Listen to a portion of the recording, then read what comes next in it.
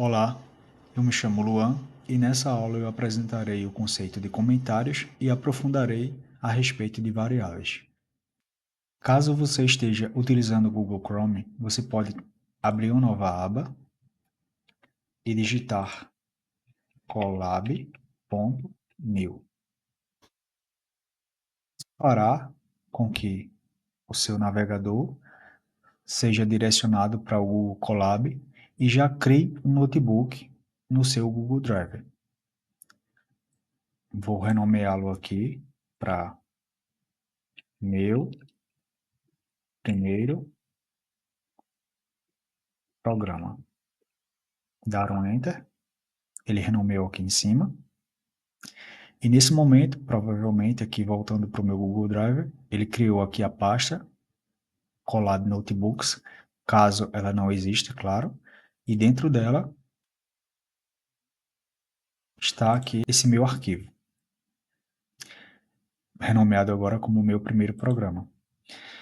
O notebook, ele permite com que você crie códigos em Python e os execute na nuvem. Então, não é preciso instalar nada no seu computador.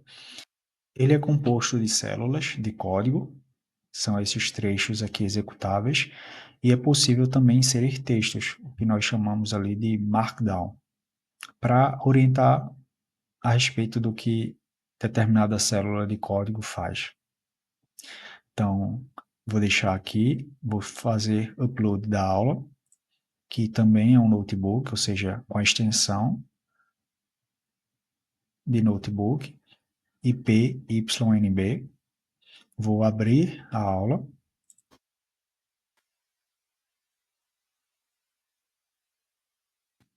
A primeira informação que para quem está iniciando na programação precisa saber é que a maioria das linguagens de programação elas têm um recurso chamado comentário. Eles podem ser de dois tipos, de linha ou de bloco, que no caso seria múltiplas linhas. Em Python, para eu fazer uso do comentário apenas de uma única linha, eu utilizo o hashtag. Então, isso significa que, a partir do hashtag, tudo que vem na mesma linha a seguir, no caso, não será interpretado, ou seja, será desconsiderado pelo interpretador do Python, não sendo assim executado ao rodar o programa. Da mesma forma, o comentário de bloco ele é iniciado com três aspas duplas e finalizado com três aspas duplas. Isso significa que tudo que está aqui dentro das aspas não será executado. Então, será ignorado mais uma vez pelo interpretador. Eles servem apenas para guiar outro ser humano a respeito do que aquele trecho ali de código significa. Tá? Então, ele é muito útil para que ou você mesmo possa lembrar futuramente quando estiver revisando o programa, ou outra pessoa que vai ali dar manutenção no seu código.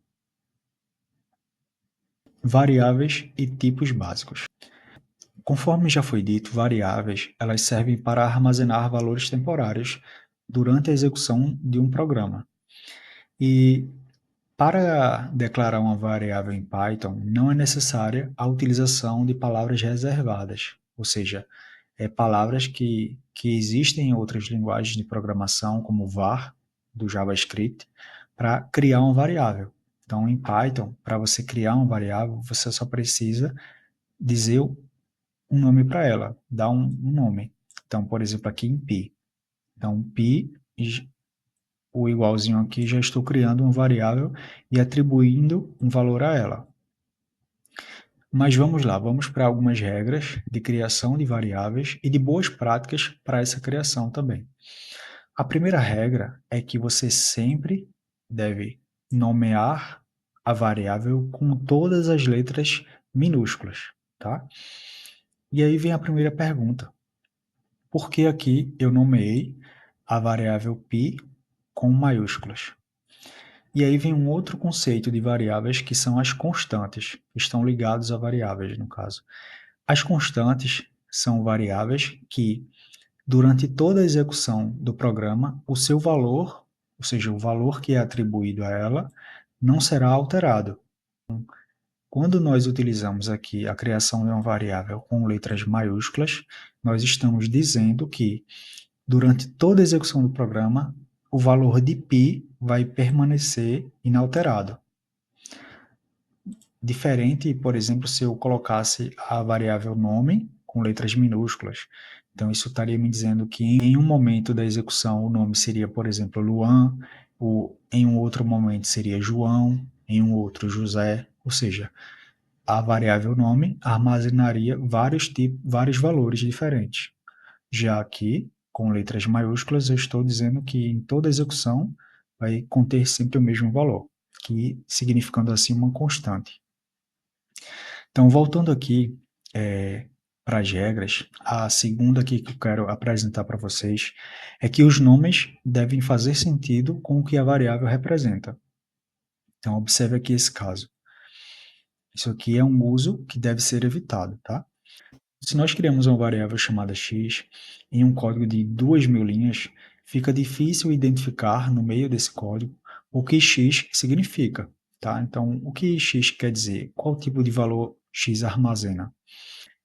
É uma prática que deve ser evitada. Então, sempre nomeie as variáveis de acordo com o simbolismo delas, tá? O que elas representam. A terceira regra é que variáveis elas não podem ter seu nome começando com dígitos. Então, é uma regra de sintaxe do Python. Esse caso aqui resultaria em erro. Eu não posso iniciar o nome de uma variável com dígito numérico, tá? Então, o correto seria apenas nome, ou então nome e acrescentar um 3 aqui no final, ou a parte da segunda, a parte do segundo caractere aqui da variável. Uma outra regra é que nomes de variáveis devem ter preposições e caracteres especiais evitados. O Python, ele permite a execução de caracteres especiais, tá? Mas é uma prática que deve ser evitada.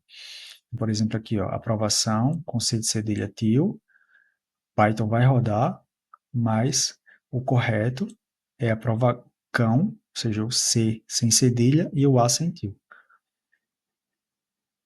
Outra prática é que você não deve ter no nome de variáveis preposições. Por exemplo, relatório do mês, deve ser evitado aqui o uso do. Então, utilize, por exemplo, relatório mês ou então relatório mensal. Procure um outro nome ali ou suprima a preposição.